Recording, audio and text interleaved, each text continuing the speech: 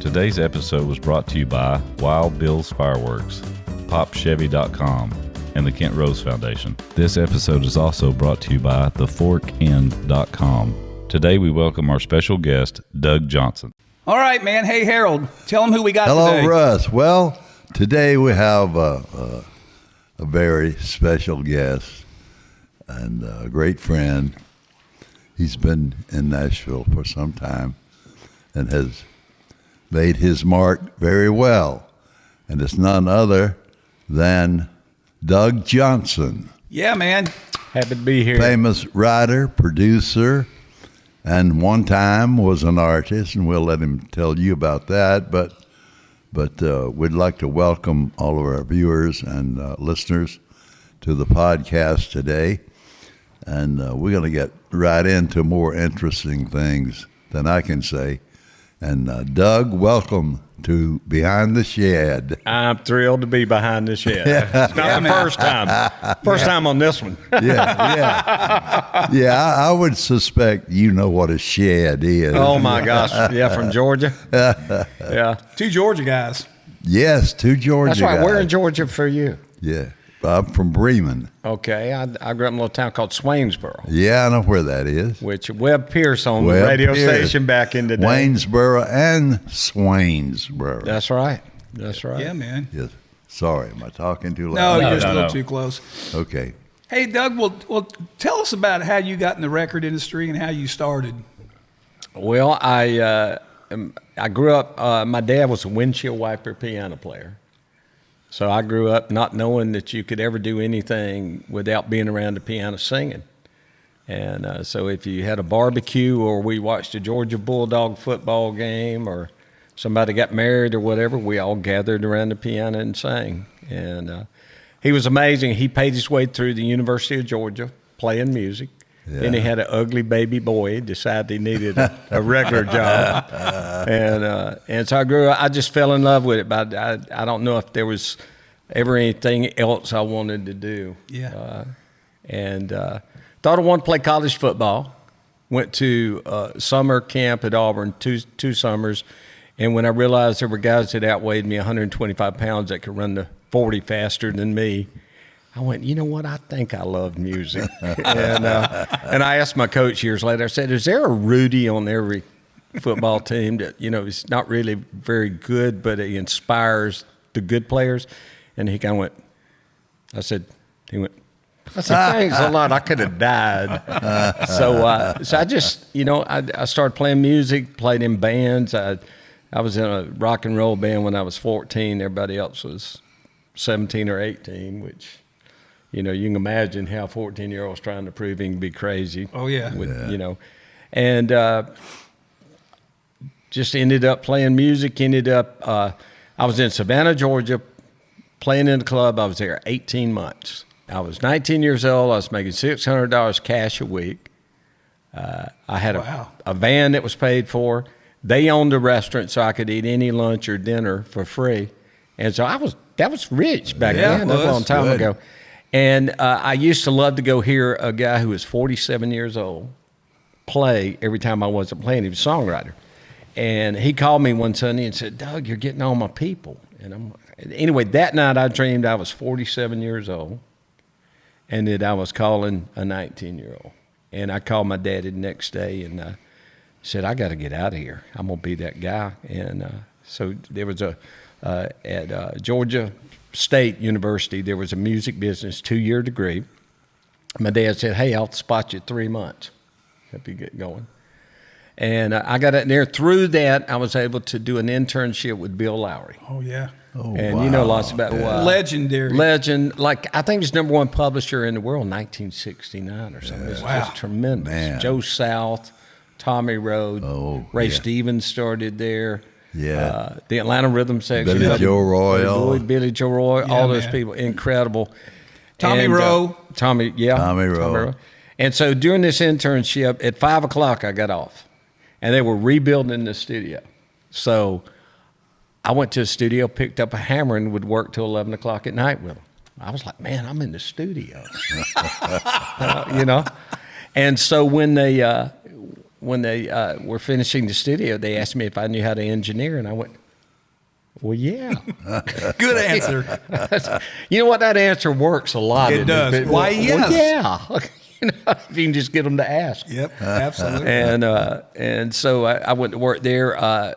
Rodney Mills, who was a great engineer, did all the Atlanta Rhythm Section stuff, 38 Special produced and engineered, kind of big brothered me, kicked my butt, but big brothered me. And so I got to do that. And then I was there for a while. Then I finally decided to go independent. All these rhythm sections would come through Atlanta, and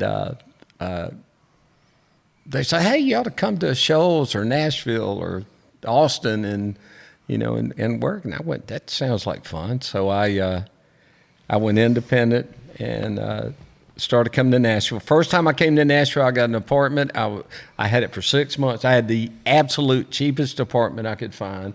And it had a rug where you could drop your phone and you might never find it. It was one of those, And it smelled like burnt curry. Yeah, man. That's good. and I was there for 4 days out of 6 months. I was scared. Somebody called and said, hey, you going to do a session in Atlanta? I went, yeah, I'll be right there. Are you going to do a session in Muscle Shoals? Yeah, I'll be right there.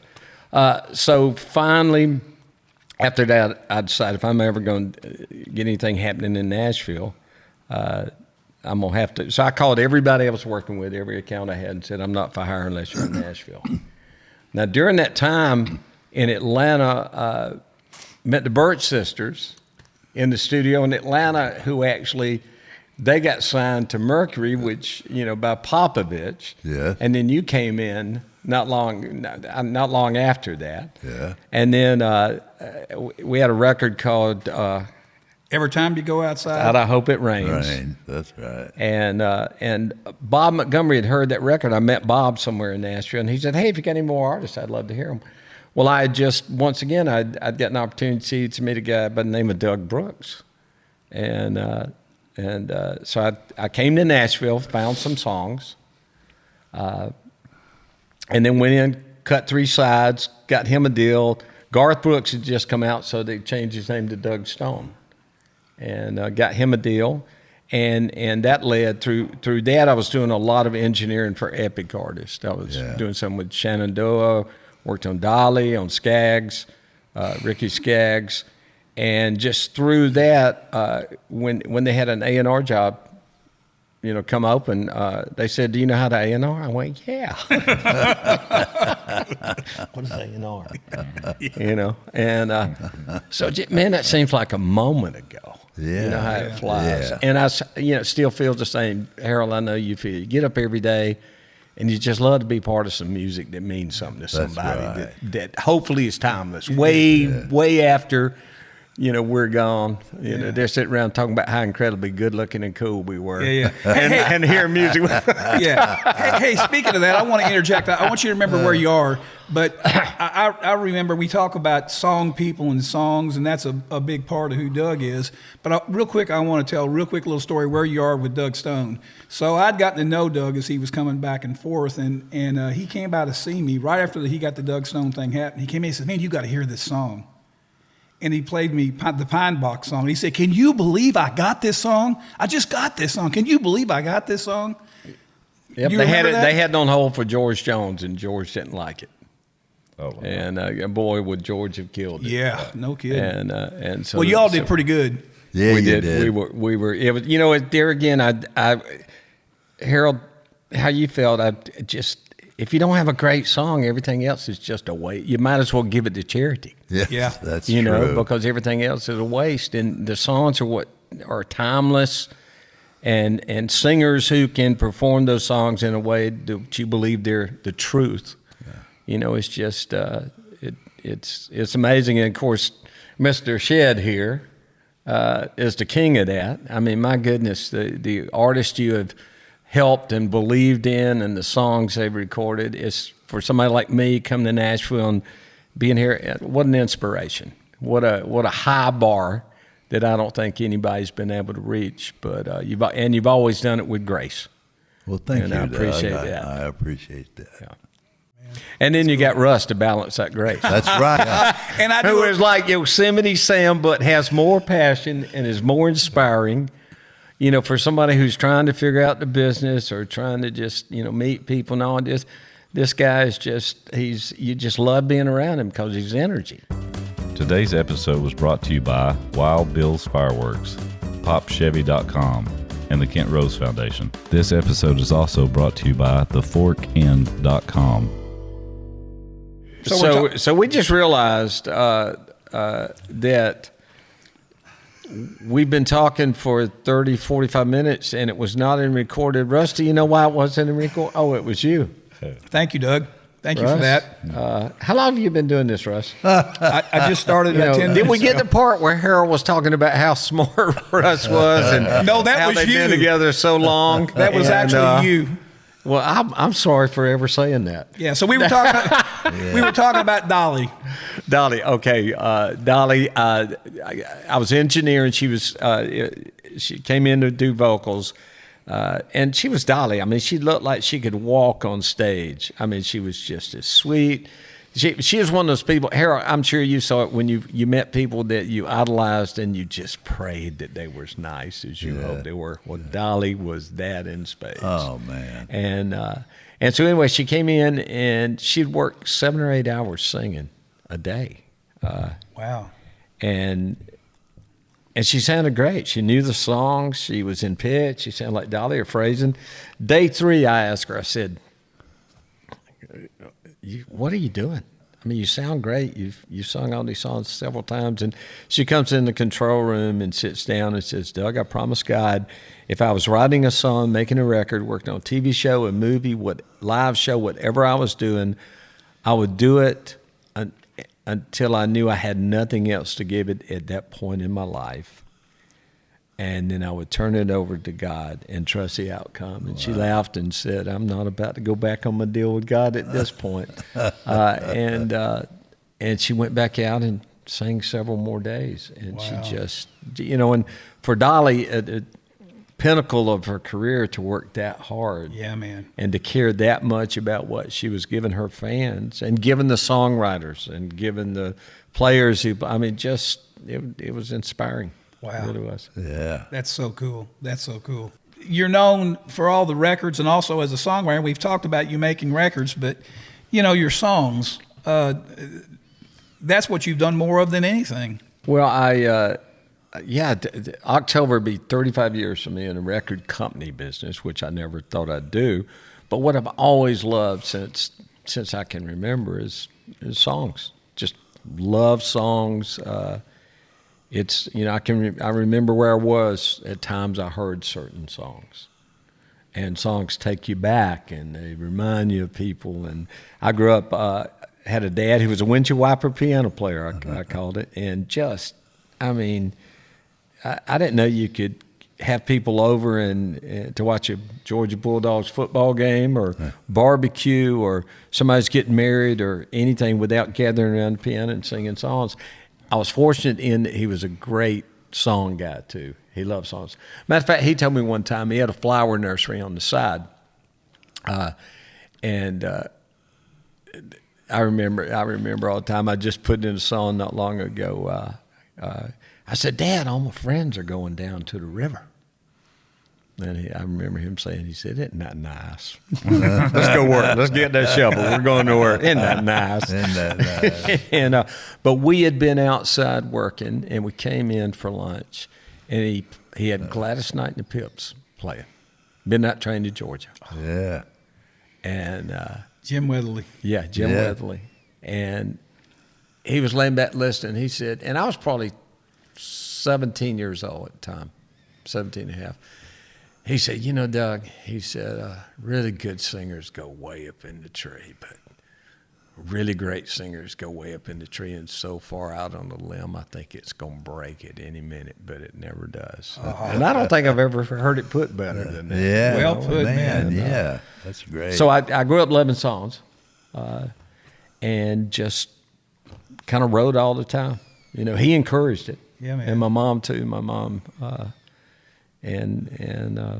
just have, no matter what I've done, and songwriter's never been the only thing I did. It's always kind of been the second. I was an engineer. I started producing and record company stuff, but probably the song I'm proudest of, obviously, is Three Wooden Crosses. Part of it is because I wrote it with Kim Williams, who's my best friend, who he graduated 10 years ago, passed away 10 years ago. Man. We're all going to graduate. I just want to be held back as long as possible. And it was a song that I'm a big believer in. Every chance you get, I call them seeds. Anytime you get a seed, a little hook or a melody or anything that you just go, oh, I recognize that little feeling. That feels like that could be a song. And so I'd gone home. I was sitting there with Lisa. I'd picked up the guitar, sitting at the kitchen table, and I said, hey, come check these people out. And it was the first verse of Three Wooden Crosses. And then I was writing with Kim the next day, so I go in and I play it for Kim, and he goes, man, I hate you. And I went, what? I said, that's all I got. He said, man, I love you. And so he had said, then I want to live with this. I love this so much. I want to live with it and think about it, and let's write tomorrow. But while we were sitting there, he was thumbing through his idea book, and he said, I've got this idea. It's not what you take, it's what you leave behind. And that really was the essence of that song. That's it, baby. And it's true. It's I mean we're trying to leave something behind and buy cars. That's right. Yeah. Our thing about buying cars. It's hard to get both of those. It's hard to make enough to do both of those. Yes. I went to the number one party for that song, and I remember Kim got up and said, Doug played me that first verse and chorus, and shit, I just wanted to know where everybody was going on the bus. Well, and and the fact that Randy Travis cut it, that it won just about every song award you can win for a country song or country Christian song. Yeah. And the fact that Randy had not had a hit in 7 years. Correct. At the time. That's right. Man, so there's a powerful song too. That's even better. And the fact that he made it the truth too. Yeah. And Randy also was one of those guys that he would come across the room to me before I could come across the room to him to say, man, thank you for that song. That's so cool. It is crazy. And the fact that Randy gets out now, he's probably the most courageous man I know. No kidding. And but that song was almost like watching it. I left that day thinking, we might have written a perfect country song. Yeah. And then Kim called me next morning and said, what about the bus driver? And I went, farmer, teacher, hooker, preacher. Oh, so we talked about it, laughed about it, and we said, do you think anybody will even notice? And my story was the bus driver was Jesus. It was divine intervention. Kim's story was the bus driver was turned around looking at the hooker and fell out right before his semi. So we laughed about it. Well, I have been asked that question about the bus driver. Matter of fact, it looks like there's going to be a film made based on Three Wooden Crosses. Wow, I didn't know that. And they're trying to figure out a way to do it in a way the bus driver stays a mystery, and there can be another movie if that works about the bus driver. So wouldn't that be incredible? It would be great. Then we could be brilliant. Yeah, man. It would instead of just not thinking about it. Yeah, man. And then what's crazy too, I just loving songs. Kim Williams burned over 70% of his body, had tremendous hits. Always said that his biggest blessings in life were, number one, his family. Number two was being burned, because by being burned, he just went for it. Wow. He wanted to be a songwriter, and he had he said he'd been a upper administrative level VP in a glass factory in East Tennessee had it not been for being burned. Wow. And he decided to go for it, and just tremendous career, and just one of those guys that I can still hear his laugh. Most beautiful man. You're second. He would have hit record and made sure. I'm sure he would have. You said beautiful, not smart. That's right. Yeah, man. That's great. That's wonderful. And the amazing thing for me, the next day, I got with Joe Henry and wrote "Skin" Sarah Beth, the Rascal Flatts had a hit on. And that song came from years earlier. I'd read an article about these 13 or 14-year-old cheerleaders who one of them got cancer and had chemo and lost her hair, and they all showed up for practice with their head shaved. That still kills me. Oh, it does me too. And at that age too. I mean, come on. I mean, I'm doing it, but I'm just, wait, take your hat off. I'll be happy to. As long as everything stays in record. Okay, that's yeah. Okay. Look, Yeah, see there? There you go, brother. Thank you, man. You know what? You won't remember this, but you played that song one night we were all together. It hadn't been recorded yet. And you'll remember I had a special needs child. And I bawled like a baby. I'm liable to right now. And I remember us talking about that song before they had cut it. Man, what a great song. That may be my favorite of all your songs. That song, we didn't write that song to be a hit or anything. It was just God gave it to us, and we you write what God gave you, and I've had so many little bald-headed children say, "Hey, Mister, that's my song," and I'm like, "You mighty right, that's your song, baby." Yeah. And we've had my wife and I have been able to be part of so many children's charities. But based on that, so for me, I mean, I love that song, and I love the importance of that song, and it was wonderful to have success with that song. But the good that came, I actually got to be part of something that really helped. Rascal Flatts and their record label, as my understanding, gave $400,000 to Vanderbilt's Children's Hospital based on the reaction. That is so Wow, cool. Now, my and I goodness. got to be a little part of that. Yeah. That is so cool. We're lucky to How do good what we is do. that, Doug? Did you write that by yourself? No, that was with Joe Henry. Okay, I couldn't remember. Yeah. And, God, what a great song. And then and another one that means a lot to me is "Love Like Crazy," which was longest charted country Billboard single. It's crazy. But thing that I love about that, wrote it with Tim James, thing I absolutely love about it. I also wrote it and made that record with Lee Brice. And everything in that chorus is my dad. He never said any of those lines exactly like that, but that was him. Yeah, man. And that was kind of what he raised me to believe. He and my mother.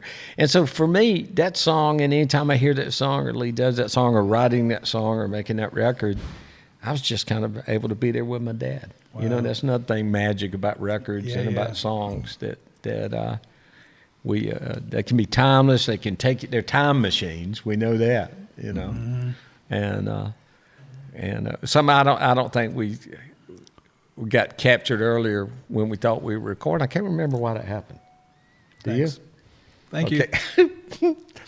So speaking of timeless and timely and going against the grain, I mean, 80s ladies. You were telling that story again. Yeah.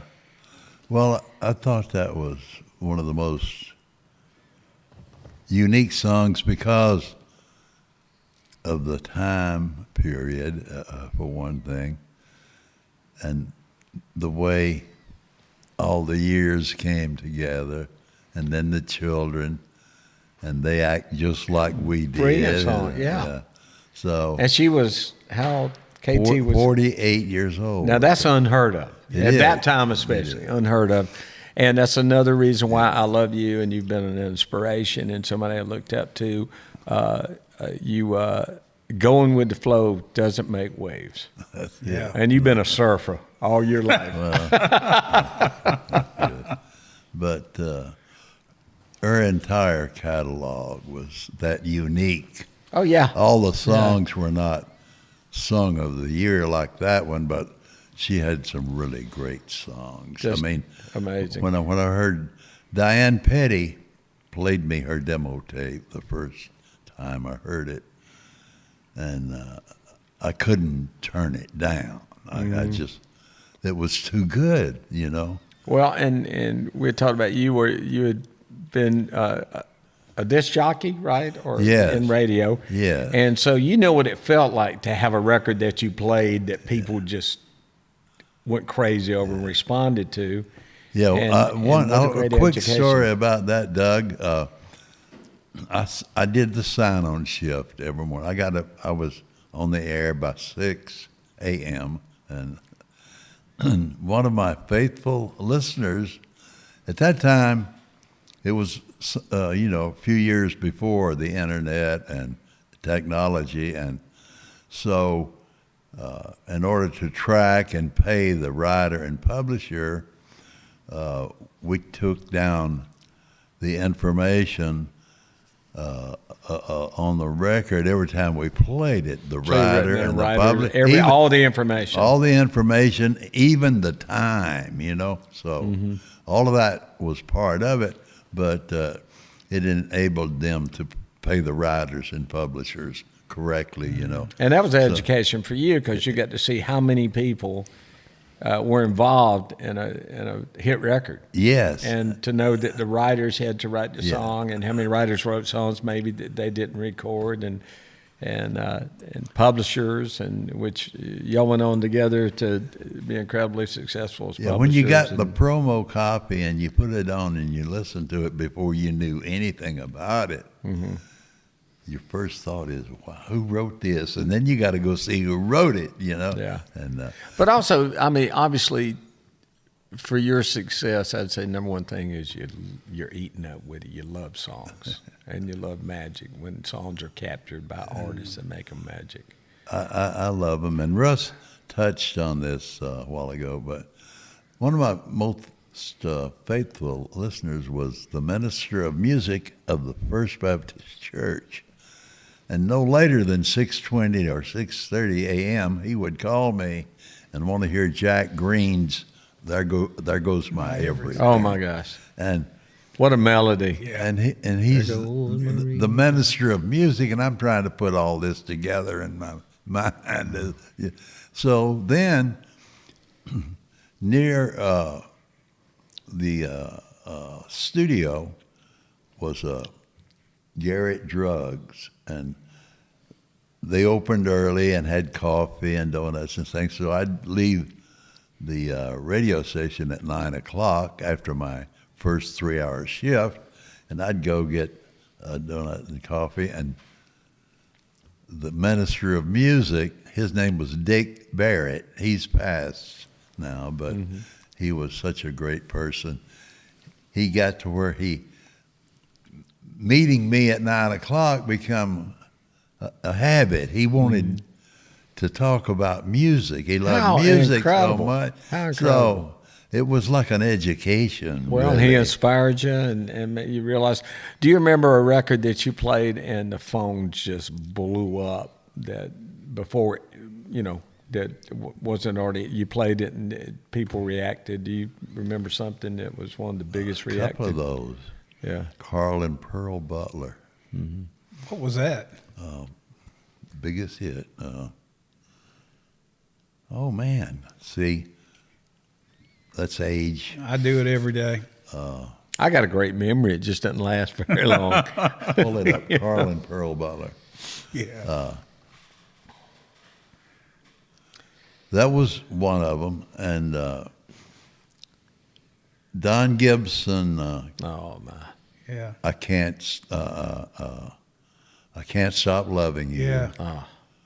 And that really impressed me. And the Maguire Sisters, Yeah, man. Summertime, Yeah. and the Ames Brothers came out with a Hank Williams song, "I Can't Help It If I'm Still in Love with You."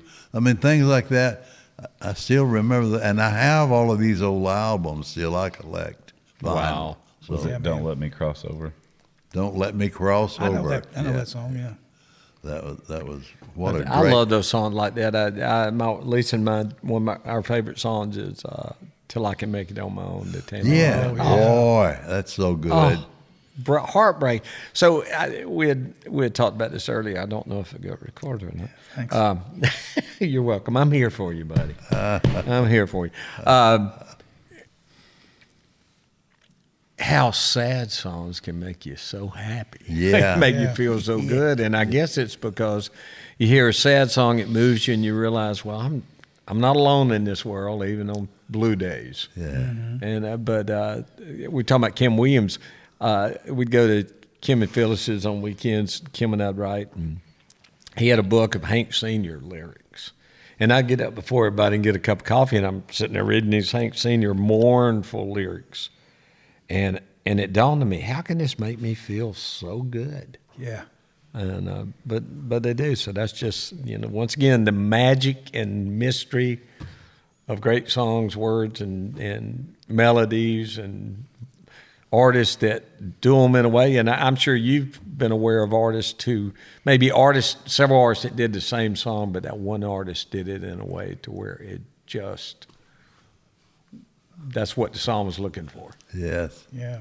Yeah. And crazy. It's fun. Yeah. What a meeting. Hey, so what would you say is like your favorite record you ever worked on, or the most meaningful, or the, I don't know how to ask that question, but Well, the Love Like Crazy with Lee Brice, because of Lee needed a hit at that point, right? And then that song made me feel like I was with Dad. Oh yeah. And a lot of times too, I wrote a song with like things that I wrote and I produced. Living in a Moment, I wrote with Pat Bunch. Yep. What a great record, great song. I love Pat and I miss Pat. And then Kim with Three Wooden Crosses. I'm just thankful. So two of my favorite co-writers have gone on to be with Jesus, and I was just so lucky to be somebody that, even though I was a record company guy, what they did was right, and they were so good to me.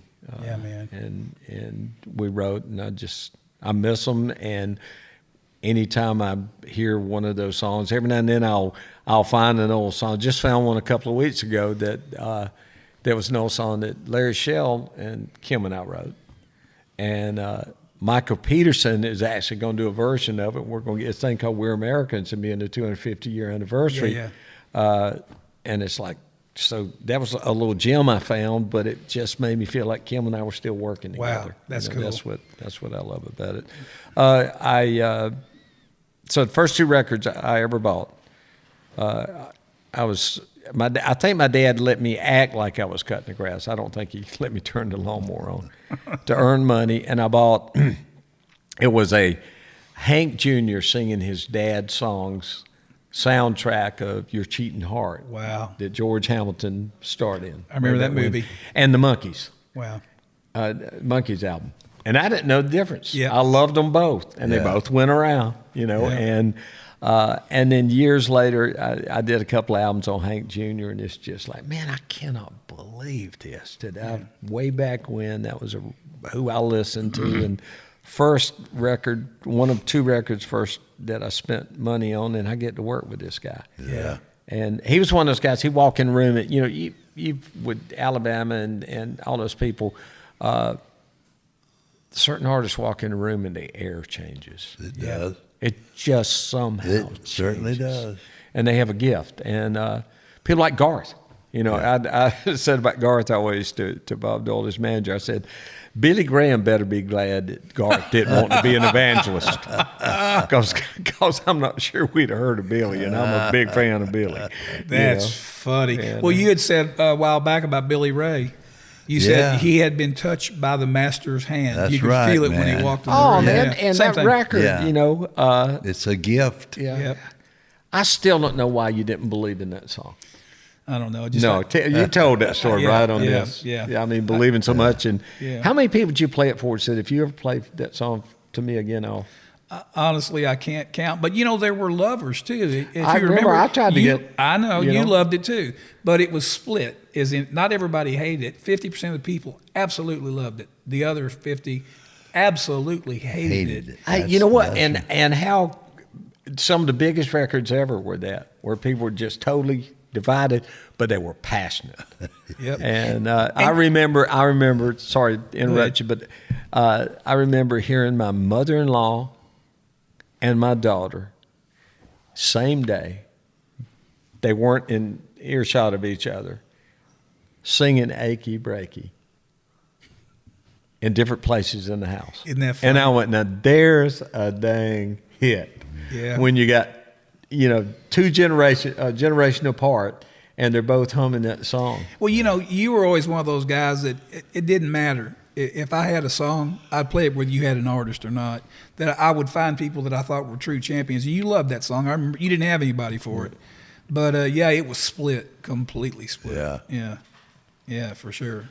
Can you talk about Pine Box a little bit? Okay, so Pine Box, I had just come to town, had just gotten an artist by the name of Doug Brooks, a deal on Epic, on CBS, and then became Sony. Sony bought him, and it was Epic. And I was working in Atlanta. I heard Doug. His name was Brooks, but since Garth had just been released, they changed the name to Doug Stone.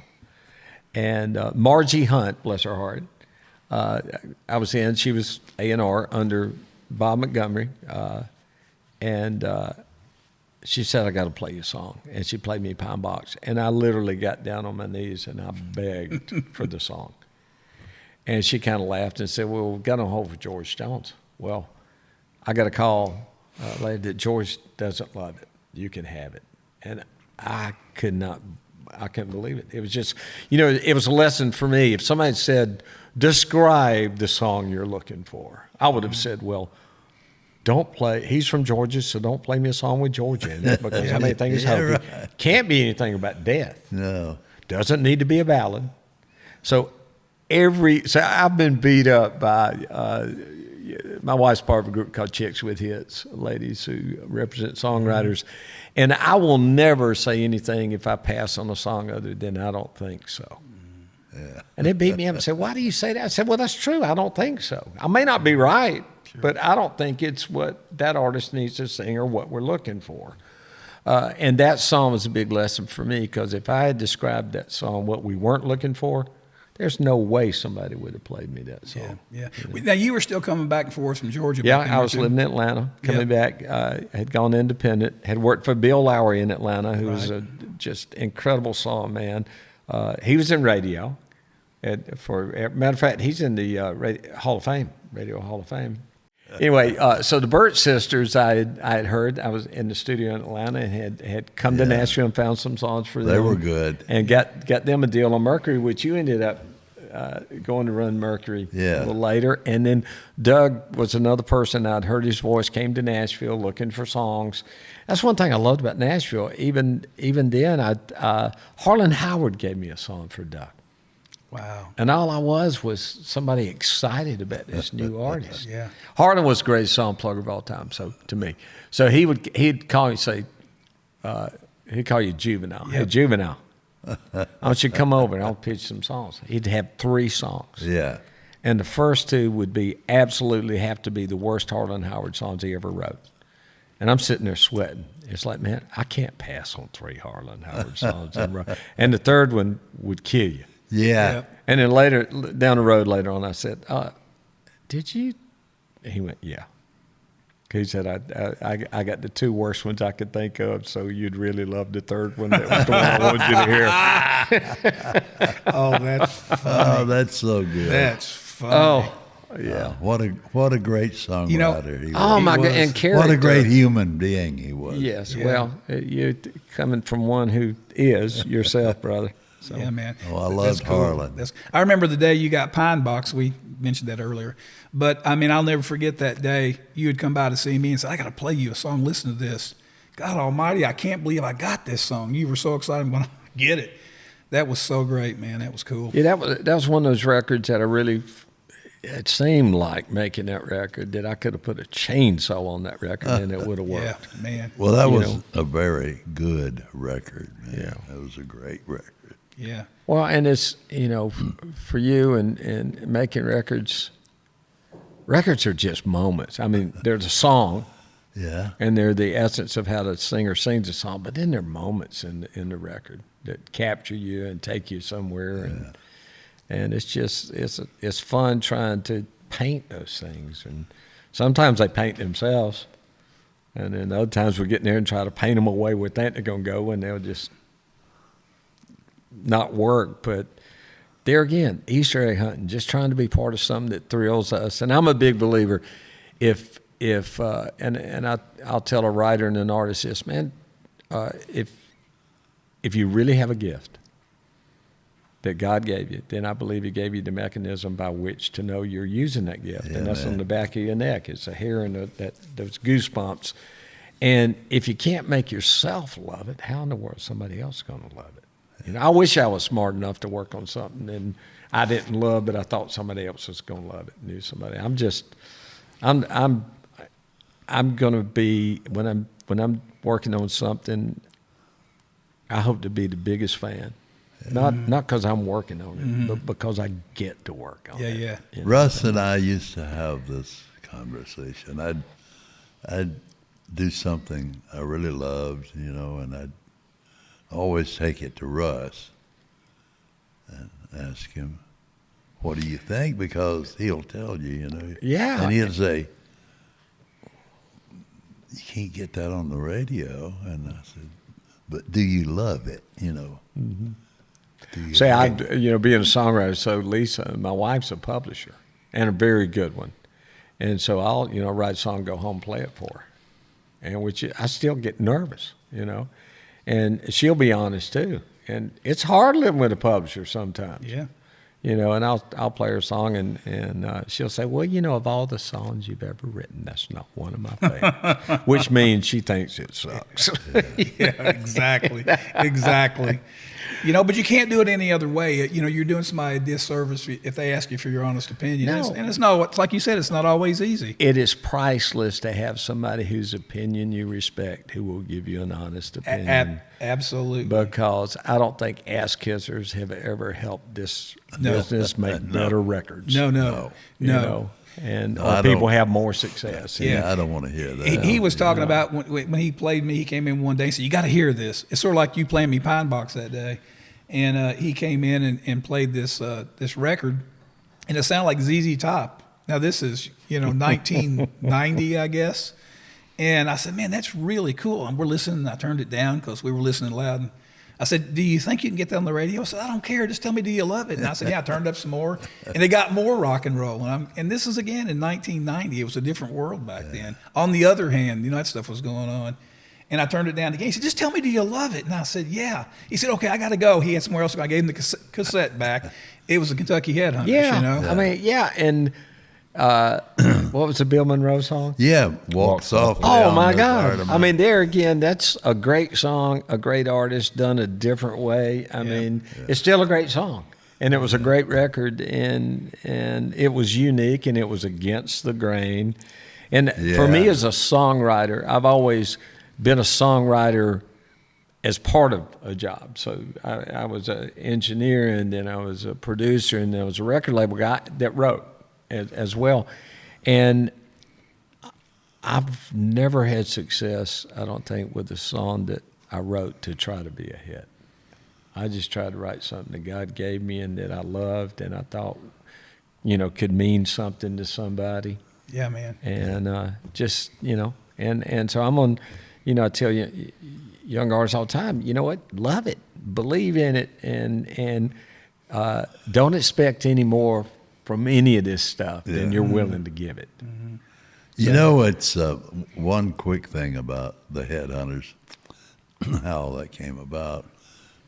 Prior to Russ at the publishing companies, his predecessor was also a great songman and wrote a lot of hit songs, Larry Shell. Who Doug's written with, too. Yeah. And we were at Douglas Corner to see someone else, actually, in the round, and didn't know that there would be an act at the end of all of that, So And that was the Headhunters? that was a Headhunters. And they were at Douglas Corner? Yeah, Douglas I Corner. bet that place was rocking with them in that room. Man, it was later on, because when they came in the door, I told Larry, I says, let's stay and see this band. And he said, why you want to see them? I said, well, first of all, it's the ugliest band I've ever seen, and it's like that. So we went back to the bar and got another beer, and they got on stage and were very quiet, not talking a bunch, and got on stage, and the opened with, I'll never forget this, Only Daddy That'll Walk the Oh, Line. man. So they knew songs. Yeah. They came in with that. So if it had not been for their love of great songs, nobody would ever heard of them. That's right. Record-wise. That's right. Yep. They'd been And trying for 9 years. Yeah, and they still didn't man. say anything, segued right into Walk Softly on this art of mine. And they got to the chorus, and I turned to Larry, I said, I'm going to sign this band. You know, just like that. I mean, something just So different, so great. So well, it just had to do it, yeah. you know. Well, thank goodness. And that's when I Yeah. played. Is this CC Top? Who is this? They had already recorded, 8 songs? Yeah, 8 songs. That's right. Isn't that crazy how Yeah. that happens? Yeah, man. Yeah. Hey, I got a question. Best feeling. You've engineered hit records. You've written hit songs. You've produced hit records. Best feeling when you finish a song and you go, oh my God, or I got a vocal, or I got this record, or are they all the same? No. No, not for you. That's it. Go No. ahead. For you. No, What? Go ahead. I'm either one. sorry. Yeah, go ahead. I didn't- No, go ahead. Either I one. I'm didn't asking mean to both of butt you. in. No, go. No, you go. Yeah. I mean, all of it has a kind of different thing. I mean, probably the greatest thing is when you've believed in a young artist and you've found a song, cut a record, been part of their career, and that dream starts coming true, and you get to stand and watch them and have been a little part of that. I mean, nothing touches that.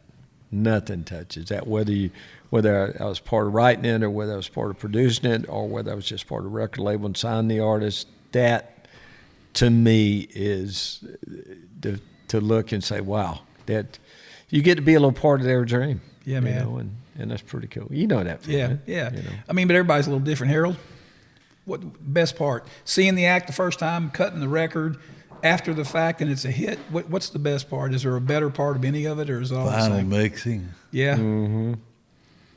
When you got it. And you know it was When we- all worth it getting there. Yeah, that's what I'm looking for right there. Yeah. That's fun stuff. Yeah. Win or lose, good or bad. Yeah, you know. man. You got what you want. Yeah. And what you thought was the right thing to do. Yep. Absolutely. Yeah. Wow. Well, you've been there many times doing that, and you had some great mixers with you too, Jim and Joe, man. Boy, I don't know of another team. So Jim and Joe working together on mixing, and you had that happening, and that what a great team you had. Yeah. Yeah. They were. And then Russ Well, with the songs. And yeah, I mean, we you had just- some really good people, Doug, at the time. Yeah.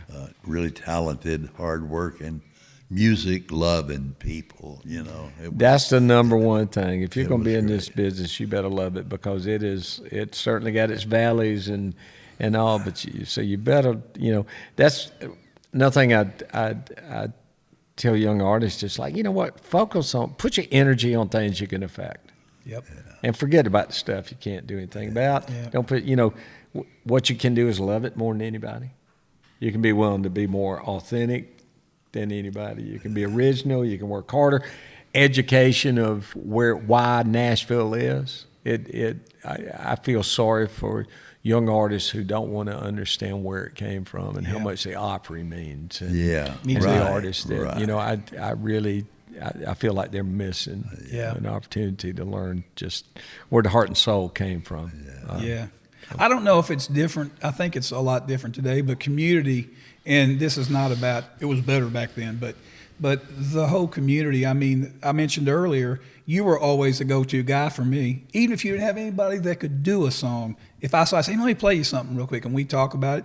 And same with you. You guys were listening all the time, and it was always song-based. And I can remember meeting you and hopping in your car real quick when you were in between stuff and playing a song. No, I don't think so.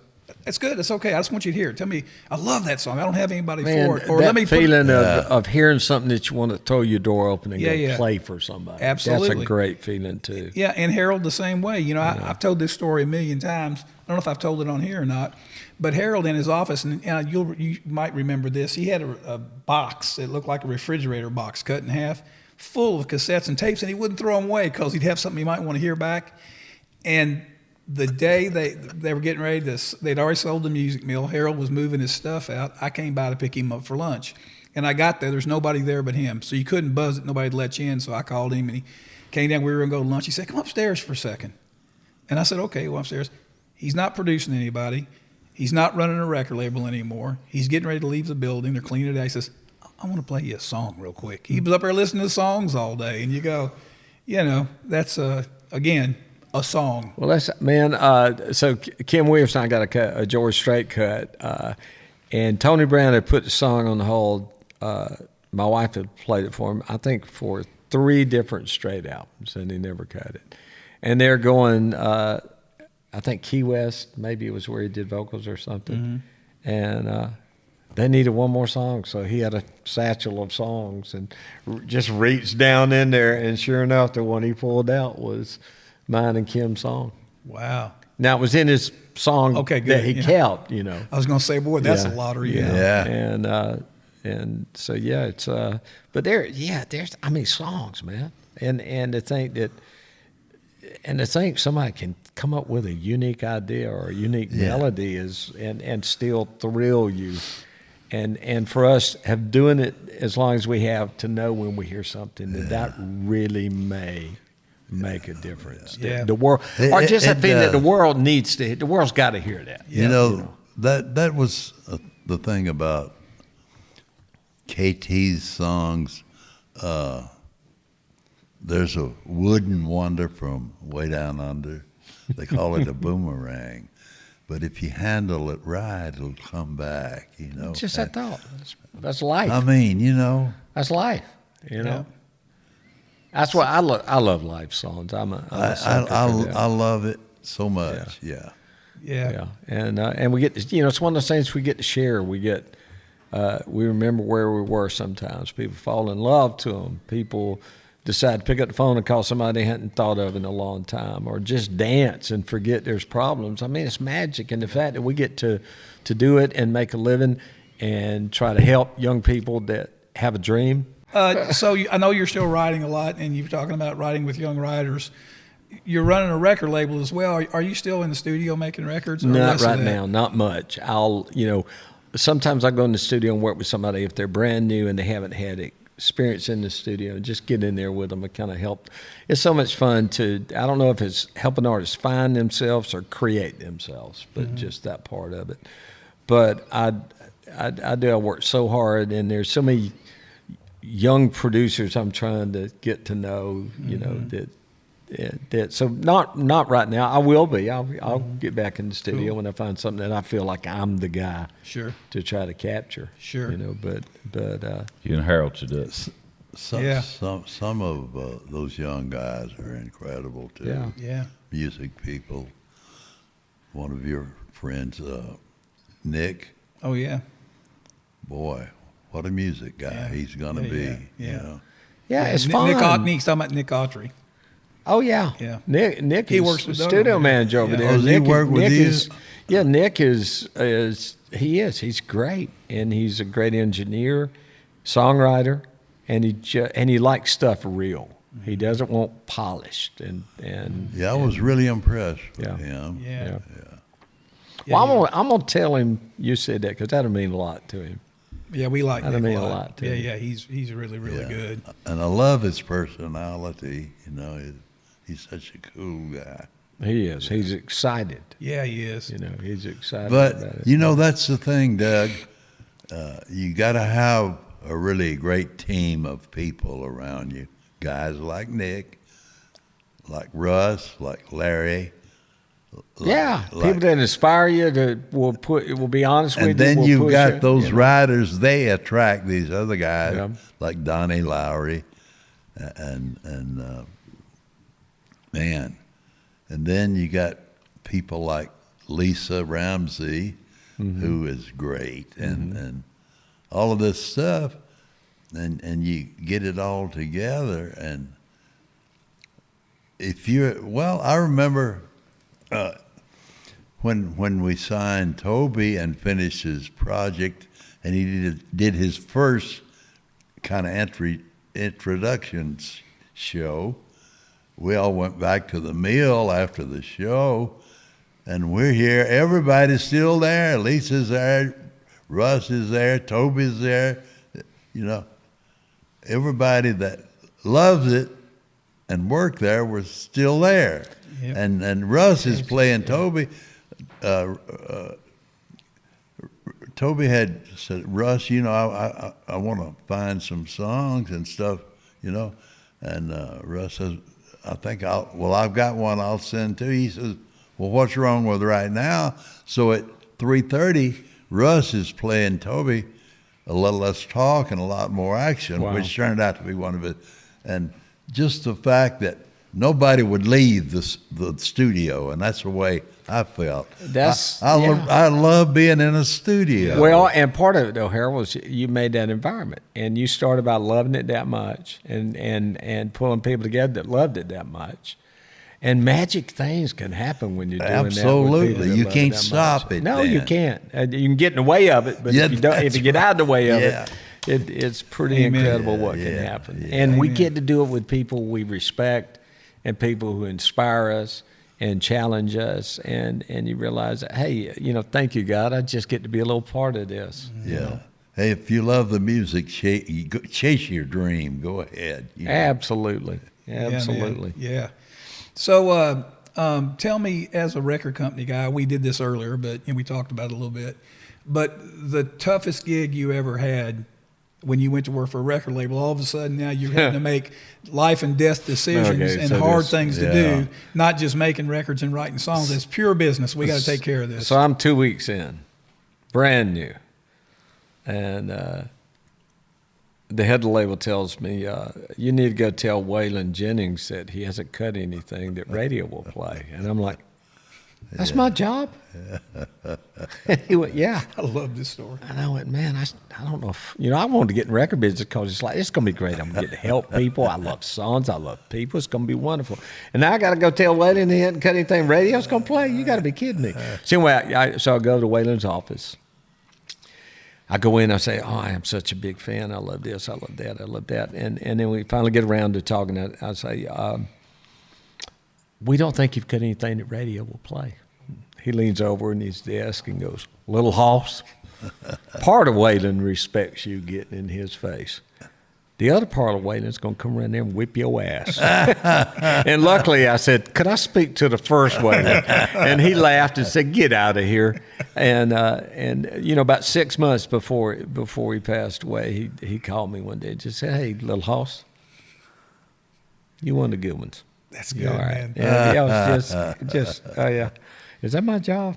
That is so cool, man. It is. That's way cool. Yeah. Well, man, Doug, I'm good. I am so glad you came by Well, here I today. am We are all honored such to old be friends. here. Obviously, dear friend of yours and a big fan of yours as well, and then just totally inspired and thrilled to be around Harold anytime at all. Hey, I want to say one thing real quick that I mentioned earlier before you get up. I want to say one more thing. I thought this was important. Tony Hazelden, one of my very best friends, and yours, we all knew him well past this past year, great songwriter, lots of hits, said, Doug Johnson, I've never seen anybody that likes to write songs and is so passionate about writing songs as Doug Johnson. Wow. Well, it's magic, man. I mean, you think you get the, and coming from Tony, I mean, my goodness.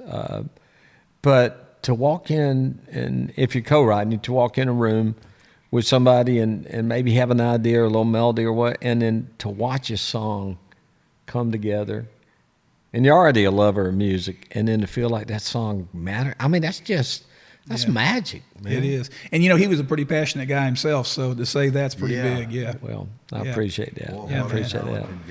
All right, man. Well, thanks, Doug, so much buddy. for coming by. All right, bye. God bless you. Today's episode was brought to you by Wild Bill's Fireworks, PopChevy.com, and the Kent Rose Foundation. This episode is also brought to you by theforkend.com. Tune in next week to the music station, WWCC with Harold Shedd, broadcasting live from beautiful downtown Bremen, Georgia, 1440 on your radio dial. What you just heard just happened. Thank you for listening to Behind the Shed. We hope you enjoyed it. Tune in next week as we go Behind the Shed.